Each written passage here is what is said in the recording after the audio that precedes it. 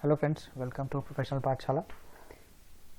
आज हम बात करेंगे इस अपने लेक्चर में कि जो मेजरमेंट क्राइटेरियाज हैं and what do mean by measurement criteria, कि अगर हम किसी वेरिएबल को मेजर करने जा रहे हैं, वो मेजरमेंट अगर हम कोई टेक्निक यूज़ कर रहे हैं तो वो कैसे काउंट होगी कि वो मेजरमेंट टेक्निक एक्यूरेट है, means it is fine, perfect है, या वो अपने जो सेट ऑब्जेक्टिव्स हैं उनको फुलफिल कर रही है and it is up to the mark. तो how we will identify all these things?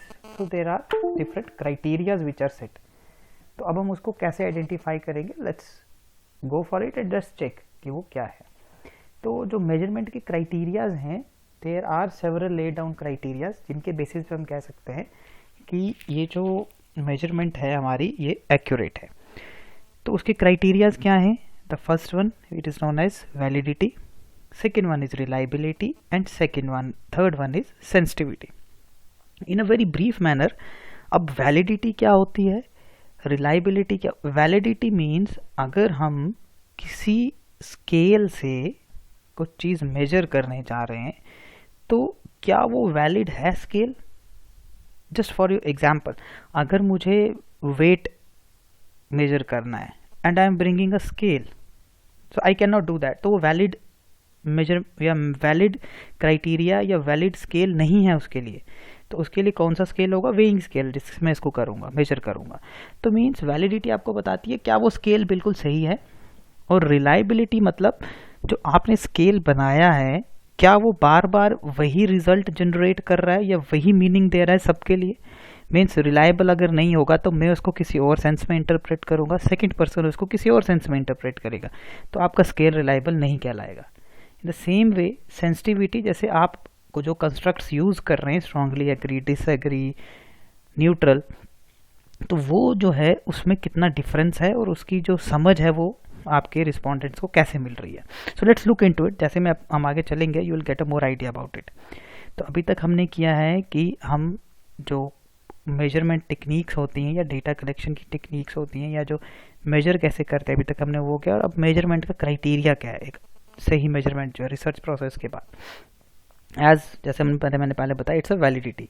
तो वैलिडिटी होती है, it's an ability of an instrument to measure what it is design to measure. आप अगर एटीट्यूड चेक कर रहे हैं, किसी का परसेप्शन चेक कर रहे हैं, तो आपका स्केल वैलिड होना चाहिए। वो एटीट्यूड वाला कुछ उसमें ऐसा कंटेंट होना चाहिए so that it should measure the attitude. अगर आप परसेप्शन चेक कर रहे हैं, आप इंटेंशन चेक कर रहे हैं, आप कुछ भी चेक कर रहे हैं, तो स्केल में वो चीज़ें होनी चाहिए। So it sound simple that a measure should what it is suppose to measure, but has a great difficulty in real life, because in real life it's very difficult. तो देखो, ये दो तरह की होती है। एक होती है, जैसे यहाँ पे भी आपने देखा होगा, content validity, criterion validity and construct validity. तो फर्दर जो कंस्ट्रक्ट वैलिडिटी है वो आगे दो टाइप की है। तो पहले हम ये दो करते हैं, फिर कंस्ट्रक्ट वैलिडिटी जो दो टाइप की है वो भी देखते हैं। तो कंटेंट वैलिडिटी क्या होती है?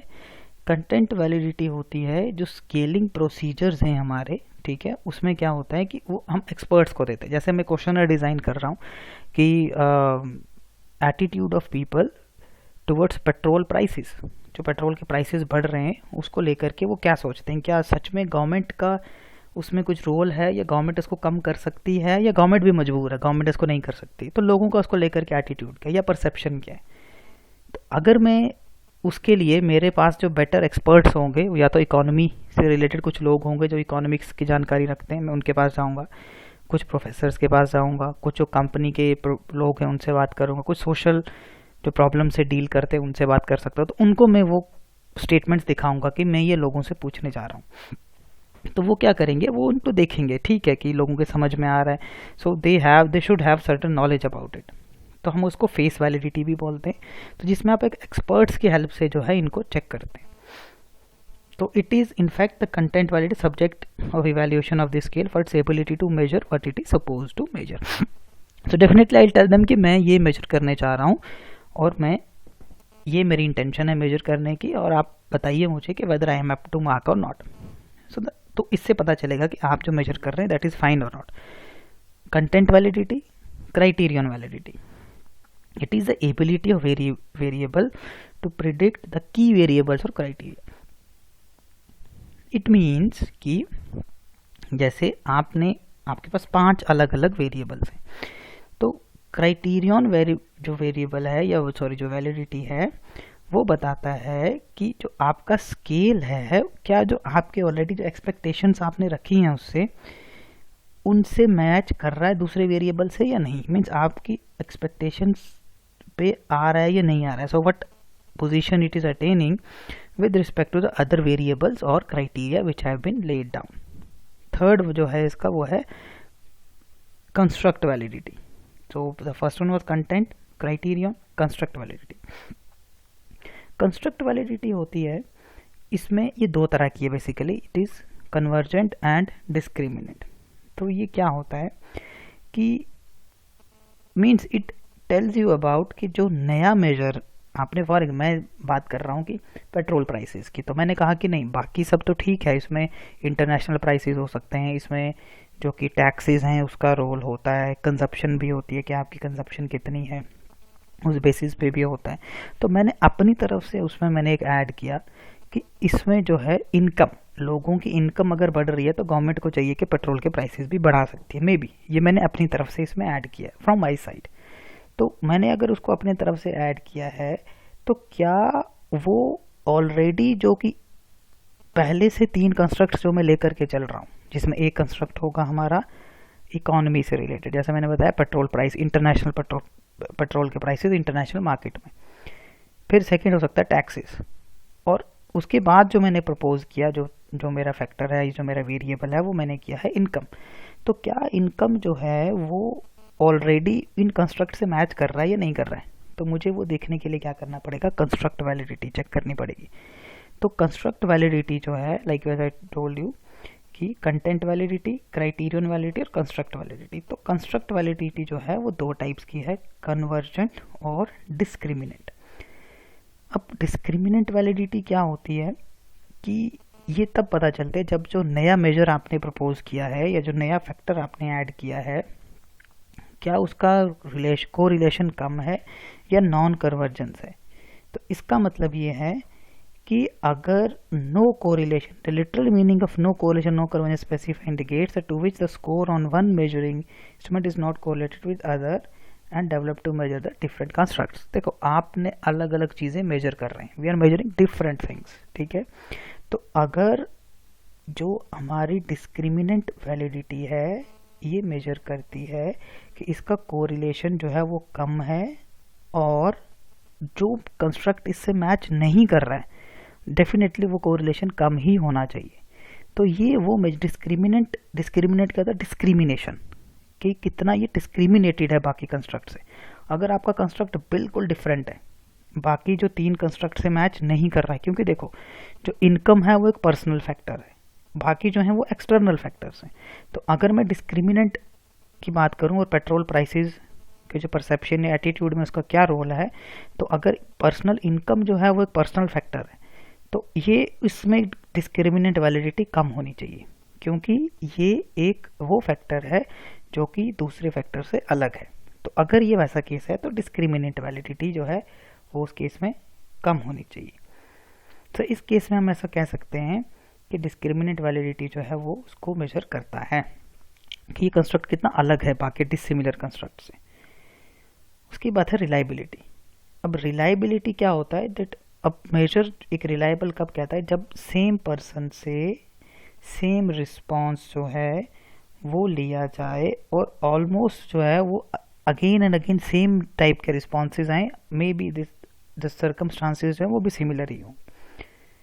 For example if I am just asking you कि मैं आपसे कुछ क्वेश्चंस पूछ रहा हूँ और वो एक सिमिट्री में अलाइंड हैं बिल्कुल, और जब मैं आंसर दे रहा हूँ उनका अक्रॉस डिफरेंट कंस्ट्रक्ट्स तो ऑलमोस्ट सेम आ रहा है. So that will be counted towards the reliability of the constructs. तो जो रिलायबिलिटी है वो है हमारे पास 2 टाइप की, एक टेस्ट रीटेस्ट है, इक्विवेलेंट है और internal consistency. So we have 3 types of reliability. तो रिलायबिलिटी जो है सेकेंड टाइप जो है टेस्ट रीटेस्ट. तो ये क्या होता है, it is the same question as when it is administered to same respondent to elicit response in 2 different time slots. एक क्वेश्चन दिया मैंने, आपने उनमें से 5 स्टेटमेंट्स को एग्री किया 5 को डिसएग्री किया, फिर से मैंने कुछ टाइम फ्रेम के बाद 2 दिन के बाद क्वेश्चन फिर से आपको दिया, आपने 6 एग्री किए, 5 जो है वो या 4 जो है वो डिसएग्री किया, मीन्स रेटिंग स्केल पे 1 था वो 5 पे किया। So it means question is you are perceiving it in a very different manner.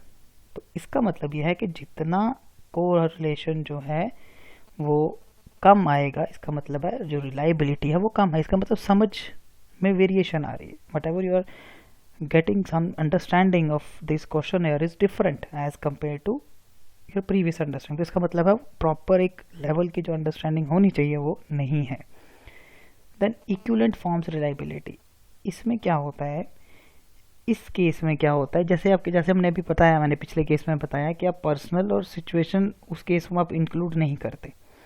तो अब टेस्ट रीटेस्ट में क्या होता है कि पर्सनल सिचुएशन फ्लक्चुएशन और रिस्पॉन्स इनटू वहाँ पे किया जाता है, ठीक है। बट जहाँ पे इस केस में क्या होता है कि हम क्या करते हैं कि जो हमारे पास डिफरेंट कैरेक्टर्स होते हैं, या कह सकते हो कि जो हम जिनको हम मेजर करना चाहते हैं, ठीक है, तो हम क्या करते हैं कि 2 फॉर्म्स, मतलब 2 अलग अलग स्टेटमेंट्स कह सकते हो, या 2 फॉर्म क्रिएट करते हैं उसके लिए, और डिफरेंट सैम्पल्स उसमें इंक्लूड करते हैं।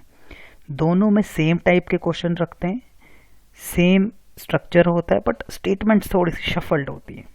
Means the form in their equivalence और in their result they will be equivalent, but क्या होता है, ये मेजरमेंट की टेक्निक होती है, मीन्स हम शफल कर देते हैं वर्ड्स, हम स्टेटमेंट्स थोड़ी सी चेंज कर देते हैं।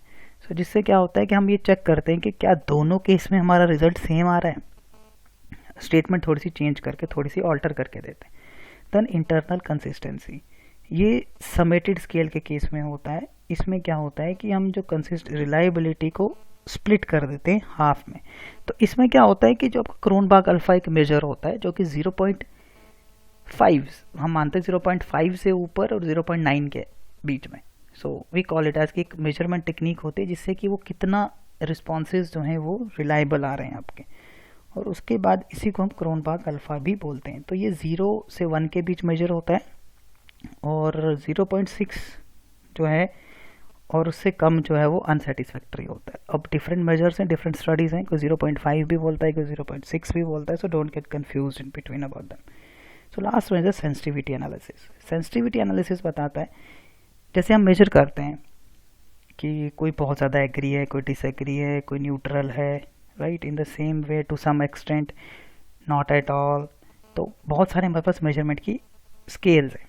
तो ये स्केल्स जो हैं, ये जो स्केल्स हैं, ये कितने मीनिंगफुल डिफरेंस है इनके बीच, मीन्स स्ट्रांगली डिसएग्री और डिसएग्री में मीनिंगफुल डिफरेंस कितना है, so that we can come up. अगर कोई एक स्ट्रांगली डिसएग्री सेलेक्ट कर रहा है और कोई डिसएग्री कर रहा है, तो डिफरेंस कितना है इनमें, how we can interpret it. So ultimately this there should be some difference about it. तो सेंसिटिविटी एनालिसिस जो है इस चीज़ को बताता है कि वो डिफरेंस जो है कितना ज़्यादा सिग्निफिकेंट है। Now before I end all these things, let me tell you, reliability validity की का जो रोल है एक रिसर्च के अंदर बहुत ज़्यादा है। Even if you are going for PhDs, आप अगर इवन आपके जो रिसर्च प्रोजेक्ट्स हैं, आप कुछ वो करते हैं, MBA में डिसर्टेशंस होती हैं, इवन ग्रेजुएशन लेवल पर डिसर्टेशंस रिपोर्ट होती है आपकी, जो आप डिफरेंट रिपोर्ट सबमिट करते हो।